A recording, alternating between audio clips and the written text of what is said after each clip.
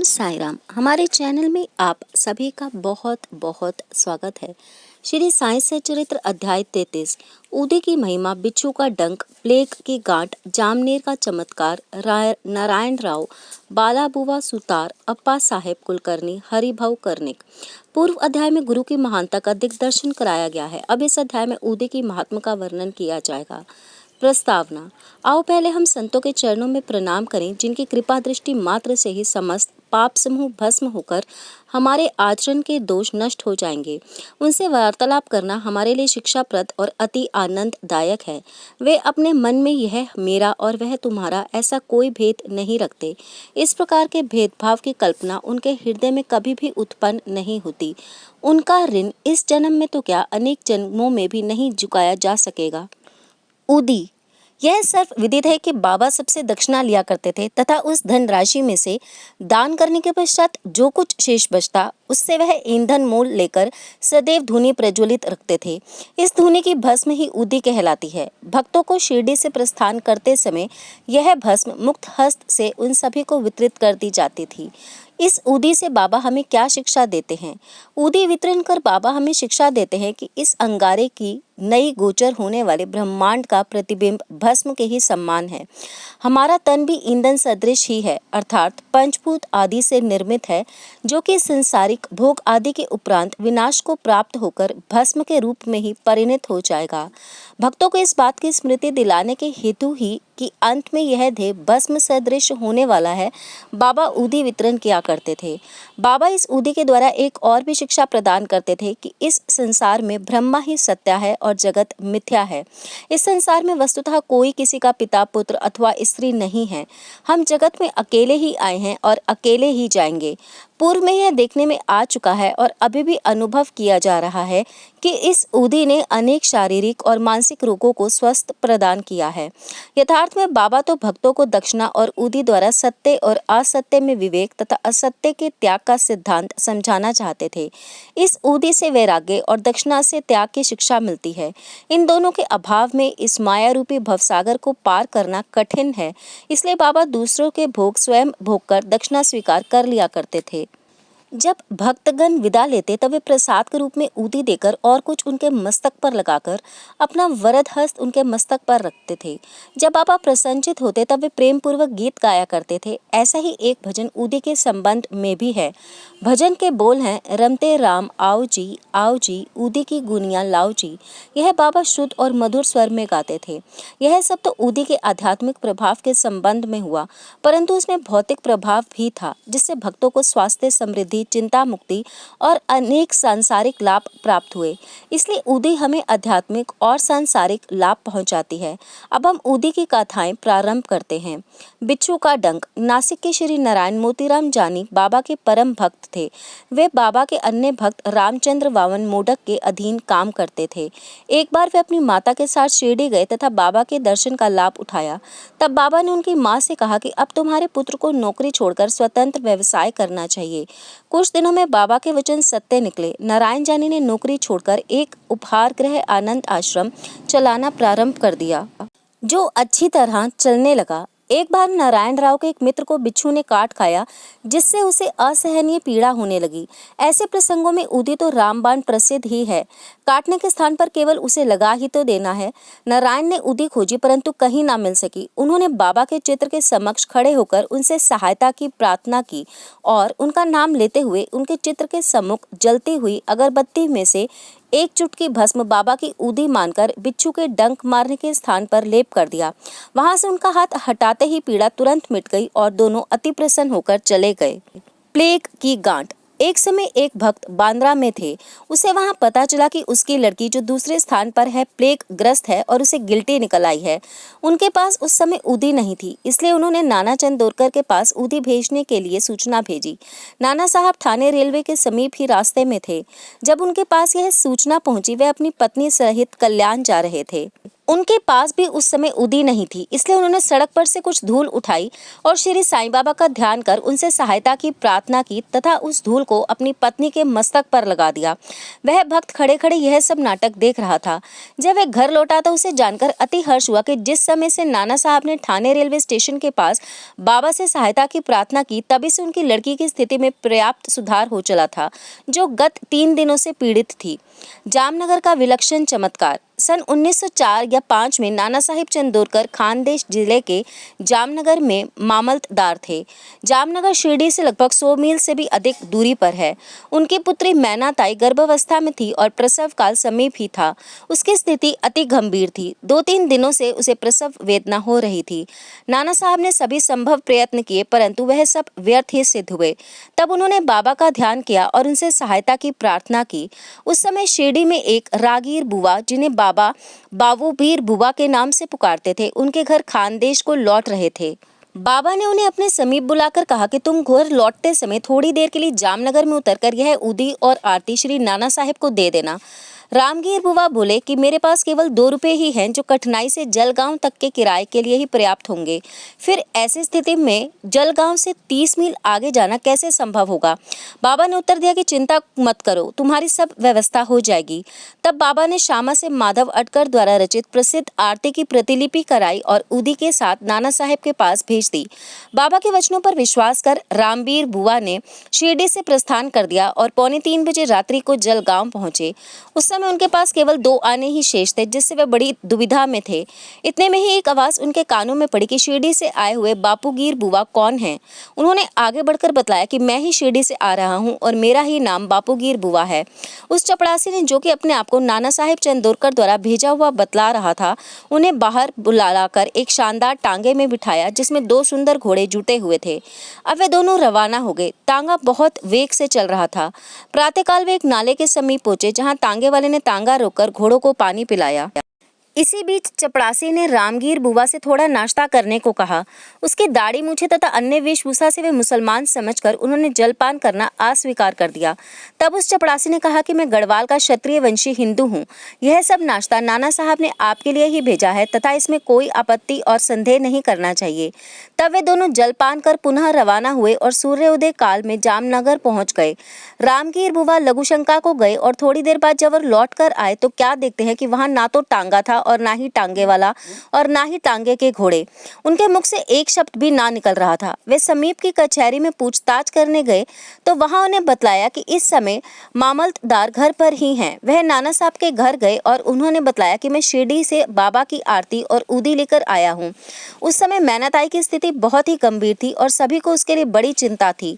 नाना साहब ने अपनी पत्नी को बुलाकर उदी का जल में मिलाकर अपनी लड़की को पिला देने और आरती करने को कहा। उन्होंने सोचा कि बाबा की सहायता बड़ी समायिक है। थोड़ी देर में ही समाचार प्राप्त हुआ कि प्रसव कुशलता पूर्वक होकर समस्त पीड़ा दूर हो गई है। जब रामगीर बुआ ने नाना साहब को चपड़ासी, तांगा और जलपान आदि रेलवे स्टेशन पर भेजने के लिए धन्यवाद दिया तो नाना साहब को यह सुनकर महान आश्चर्य हुआ और वे कहने लगे कि मैंने ना तो टांगा भेजा और ना ही चपड़ासी भेजा था और ना ही मुझे शिरडी से आपके पधारने की कोई पूर्व सूचना ही थी। थाने के सेवानिवृत्त श्री बीवी देव ने नाना साहब चंदोरकर के पुत्र बापू साहिब चंदोरकर और शिरडी के रामगीर बुआ के संबंध में बड़ी पूछताछ की और फिर संतुष्ट होकर श्री साईं लीला पत्रिका भाग 13 में गद्य और पद्य में एक सुंदर रचना प्रकाशित की। भाई श्री बीवी नरसिंह स्वामी ने मैनाताई भाग 5 पृष्ठ 14, बापू साहिब चंदोरकर भाग 20 पृष्ठ 50 और रामावीर बुआ भाग 27 पृष्ठ 83 के कथन किए हैं, जो कि क्रमशः 1 जून 1936, 16 सितंबर 1936 और दिसंबर 1936 को छपे हैं और यह सब उनकी अपनी पुस्तक भक्तों के अनुभव भाग 3 में प्रकाशित किए हैं। निम्नलिखित प्रसंग रामगीर बुआ के कथन अनुसार उद्धृत किया जाता है। एक दिन मुझे बाबा ने अपने समीप बुलाकर एक उदी की पुड़िया और एक आरती की प्रतिलिपि देकर आज्ञा दी कि जामनगर जाओ और यहाँ ये आरती तथा उदी नाना साहब को दे दो। मैंने बाबा को बताया कि मेरे पास केवल 2 रुपए ही हैं, जो कि कोपर गांव से जलगांव जाने के लिए और फिर वहां से बैलगाड़ी द्वारा जामनेर जाने के लिए अपर्याप्त हैं। बाबा ने कहा अल्लाह देगा। शुक्रवार का दिन था। मैं शीघ्र ही रवाना हो गया। मैं मनमाड़ 6:30 बजे सायंकाल और जलगांव रात्रि को 2:45 पर पहुंचा। उस समय प्लेग निवारक आदेश निर्देश जारी थे, जिससे मुझे असुविधा हुई और मैं सोच रहा था कि कैसे जामनेर पहुंचूं। रात्रि को 3 बजे एक चपड़ासी आया जो पैर में बूट पहने था, सर पर पगड़ी बांधे व अन्य पोशाक भी पहने थे। उसने मुझे टांगे में बिठाया और टांगा चल पड़ा। मैं उस समय भयभीत सा हो रहा था। मार्ग में भूगर के समीप मैंने जल पान किया। जब प्रातःकाल जामनेर पहुंचा तब उसी समय मुझे लघुशंका करने की इच्छा हुई। जब मैं लौट कर आया तब देखा कि वहां कुछ भी नहीं, टांगा और टांगे वाला अदृश्य है। नारायण राव को बाबा के दर्शनों का 3 बार सौभाग्य प्राप्त हुआ। सन 1918 में बाबा के महासमाधि लेने के 3 वर्ष पश्चात वे शिरडी जाना चाहते थे, परंतु किसी कारणवश उनका जाना ना हो सका। बाबा के समाधिस्थ होने के 1 वर्ष के भीतर ही वे रुग्ण हो गए। किसी भी उपचार से उन्हें लाभ ना हुआ। तब उन्होंने 8 पहर बाबा का ध्यान करना प्रारंभ कर दिया। एक रात उन्हें स्वप्न आया कि बाबा एक गुफा में से उन्हें आते हुए दिखाई पड़े और सांत्वना देकर कहने लगे कि घबराओ नहीं, तुम्हारा कल से आराम हो जाएगा और 1 सप्ताह में ही चलने फिरने लगोगे। ठीक उतने ही समय में नारायण राव स्वस्थ हो गए। अब यह प्रश्न विचारणीय है कि क्या बाबा देहधारी होने से जीवित कहलाते थे और क्या उन्होंने देह त्याग दी इसलिए मृत हो गए? नहीं, बाबा अमर हैं क्योंकि वे जीवन और मृत्यु से परे हैं। एक बार भी अनन्य भाव से जो उनकी शरण में जाता है वे कहीं भी हो उसे सहायता पहुंचाते हैं। वह तो सदा हमारे बाजू में ही खड़े हैं और चाहे जैसा रूप लेकर भक्त के समक्ष प्रकट होकर उसकी इच्छा पूर्ण कर देते हैं। अप्पा साहेब कुलकर्णी। सन 1917 में अप्पा साहेब कुलकर्णी के शुभ दिन आए। उनका ठाणे को स्थानांतरण हो गया। उन्होंने बाला साहेब भाटे द्वारा प्राप्त बाबा के चित्र का पूजन करना आरंभ कर दिया। उन्होंने सच्चे हृदय से पूजा की। वे हर दिन फूल, चंदन और नैवेद्य बाबा को अर्पित करते और उनके दर्शनों की बड़ी अभिलाषा रखते थे। इस संबंध में इतना तो कहा जा सकता है कि उत्सुकता पूर्वक बाबा के चित्र को देखना ही बाबा के प्रत्यक्ष दर्शन के सदृश है। नीचे लिखी कथा से यह बात स्पष्ट हो जाती है। बाला बुवा सुतार। मुंबई में से एक बालाबुवा नाम के संत थे जो कि अपनी भक्ति, भजन और आचरण के कारण आधुनिक तुकाराम के नाम से विख्यात थे। सन 1917 में वे शिरडी आए। जब उन्होंने बाबा को प्रणाम किया तो बाबा कहने लगे कि मैं तो इन्हें 4 वर्षों से जानता हूँ। बालाबुवा को आश्चर्य हुआ और उन्होंने सोचा कि मैं तो प्रथम बार ही शिरडी आया हूँ, फिर ये कैसे संभव हो सकता है।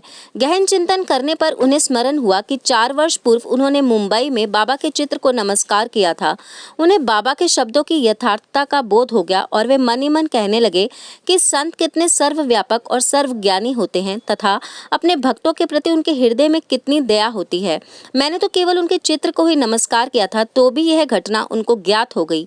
इसलिए उन्होंने मुझे इस बात का अनुभव कराया कि उनके चित्र को देखना ही उनके दर्शन करने के समान है। अप्पा साहेब कुलकर्णी। अब हम अप्पा साहेब की कथा पर आते हैं। जब वे ठाणे में थे तो उन्हें भिवंडी दौरे पर जाना पड़ा, जहां से उन्हें 1 सप्ताह में लौटना संभव न था। उनकी अनुपस्थिति में तीसरे दिन उनके घर में निम्नलिखित विचित्र घटना हुई। दोपहर के समय अप्पा साहेब के घर पर एक फकीर आया जिसकी आकृति बाबा के चित्र से मिलती जुलती थी। श्रीमती कुलकर्णी तथा उनके बच्चों ने उनसे पूछा कि आप शिरडी के श्री साईं बाबा तो नहीं हैं? इस पर उत्तर मिला कि वह तो साईं बाबा के आज्ञाकारी सेवक हैं और उनकी आज्ञा से ही आप लोगों की कुशल क्षेम पूछने यहाँ आए हैं। फकीर ने दक्षिणा मांगी तो श्रीमती कुलकर्णी ने उन्हें 1 रुपया भेंट किया। तब फकीर ने उन्हें उदी दी, एक पुड़िया देते हुए कि इसे अपने पूजन में चित्र के साथ रखो। इतना कहकर वे वहां से चला गया। अब बाबा की अद्भुत लीला सुनिए। भिवंडी में अप्पा साहेब का घोड़ा बीमार हो गया जिससे वे दौरे पर आगे न जा सके। तब उसी शाम को वह घर लौट आए। घर आने पर उन्हें पत्नी द्वारा फकीर के आगमन का समाचार प्राप्त हुआ। उन्हें मन में थोड़ी अशांति से हुई कि मैं फकीर के दर्शनों से वंचित रह गया तथा पत्नी द्वारा केवल 1 रुपया दक्षिणा देना उन्हें अच्छा ना लगा। वे कहने लगे कि यदि मैं उपस्थित होता तो 10 रुपये से कम कभी ना देता। तब वे फिर भूखे ही फकीर की खोज में निकल पड़े। उन्होंने मस्जिद एवं अन्य कई स्थानों पर खोज की परंतु उनकी खोज व्यर्थ ही सिद्ध हुई। पाठक अध्याय 32 में कहे गए बाबा के वचनों का स्मरण करें कि भूखे पेट ईश्वर की खोज नहीं करनी चाहिए। अप्पा साहेब को शिक्षा मिल गई। वे भोजन के उपरांत जब अपने मित्र श्री चित्रे के साथ घूमने को निकले तब थोड़ी ही दूर जाने पर उन्हें सामने से एक फकीर आता हुआ दिखाई पड़ा। अप्पा साहेब ने सोचा कि यह तो फकीर सा प्रतीत होता है जो मेरे घर पर आया था तथा उसकी आकृति भी बाबा के चित्र के अनुरूप ही है। फकीर ने तुरंत ही आगे हाथ बढ़ाकर दक्षिणा मांगी। अप्पा साहेब ने उन्हें 1 रुपया दे दिया। तब वह और मांगने लगा। अब अप्पा साहब ने 2 रुपए दिए, तब भी उसे संतोष न हुआ। उन्होंने अपने मित्र से 3 रुपए उधार लेकर दिए, फिर भी वह मांगता ही रहा। तब अप्पा साहब ने उसे घर चलने को कहा। सब लोग घर पर आए और अप्पा साहब ने उन्हें 3 रुपए और दिए, अर्थात कुल 9 रुपए दिए। फिर भी वह असंतुष्ट प्रतीत होता था और मांगे ही जा रहा था। तब अप्पा साहब ने कहा कि मेरे पास तो 10 रुपए का नोट है। तब फकीर ने नोट ले लिया और 9 रुपए लौटाकर चला गया। अप्पा साहब ने 10 रुपए देने को कहा था, इसलिए उनसे 10 रुपए ले लिए और बाबा द्वारा स्पर्शित 9 रुपए उन्हें वापस मिल गए। अंक 9 रुपए अर्थपूर्ण है तथा नवविद्या भक्ति की ओर इंगित करते हैं। यहाँ ध्यान दें कि लक्ष्मी माई को भी उन्होंने अंत समय में 9 रुपए ही दिए थे। उदी की पुड़िया खोलने पर अप्पा साहब ने देखा कि उसमें फूल के पत्ते और अक्षत हैं। जब वे कालांत में शिरडी गए तो उन्हें बाबा ने अपना एक केश भी दिया। उन्होंने उदी और केश को एक ताबीज में रखा और उसे सदैव हाथ पर बांधते थे। अब अप्पा साहब को उदी की शक्ति विदित हो चुकी थी। वे कुशार्क बुद्धि के थे। प्रथम उन्हें 40 रुपए मासिक मिलती थी, परंतु बाबा की उदी और चित्र प्राप्त होने के पश्चात उनका वेतन कई गुना हो गया तथा उन्हें मान और यश भी मिला। इन अस्थायी आकर्षणों के अतिरिक्त उनकी आध्यात्मिक प्रगति भी शीघ्रता से होने लगी। इसलिए सौभाग्यवश जिनके पास उदी है उन्हें स्नान करने के पश्चात मस्तक पर धारण करना चाहिए और कुछ जल में मिलाकर वह तीर्थ की नाई ग्रहण करना चाहिए। हरिभाऊ कर्णिक सन 1917 में गुरु पूर्णिमा के शुभ दिन जिला ठाणे के हरिभाऊ कर्णिक शिरडी आए तथा उन्होंने बाबा का यथाविधि पूजन किया। उन्होंने वस्तुएं और दक्षिणा आदि भेंट कर श्यामा के द्वारा बाबा से लौटने की आज्ञा प्राप्त की। वे मस्जिद की सीढ़ियों पर से उतरे ही थे कि उन्हें विचार आया कि 1 रुपया और बाबा को अर्पण करना चाहिए। वे श्यामा को संकेत से ये सूचना देना चाहते थे कि बाबा से जाने की आज्ञा प्राप्त हो चुकी है, इसलिए मैं लौटना नहीं चाहता हूँ। परंतु श्यामा का ध्यान तो कहीं और नहीं गया, इसलिए वे घर को चल पड़े। मार्ग में वे नासिक के मुख्य द्वार के भीतर बैठा करते थे। भक्तों को वहीं छोड़कर हरिभाऊ के पास आए और उनका हाथ पकड़कर कहने लगे कि मुझे मेरा रुपया दे दो।